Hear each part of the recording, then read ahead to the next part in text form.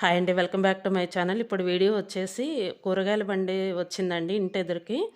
ఏందంటే చాలా వరకు అయిపోయినాయండి కూరగాయలు.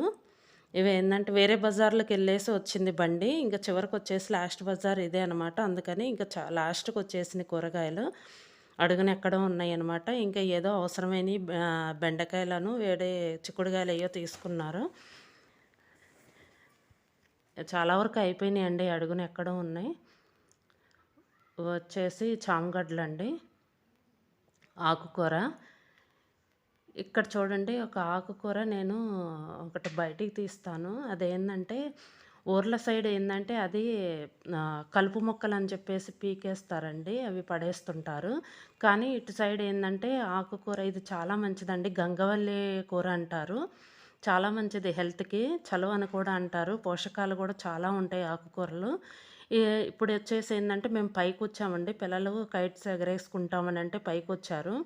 ఇక పిల్లలతో భయం కదండీ! అందుకని మేము గూడా పైకొచ్చాము. ఇదొచ్చేసి టబ్బుల్లో ఆకుకూర వేశారండి. పాలకూర, చుక్కకూర అది వేశారు. మెంతికూర చూడండి ఎంత ఫ్రెష్‌గా ఉందో. చాలా ఫ్రెష్‌గా వచ్చింది కదండీ!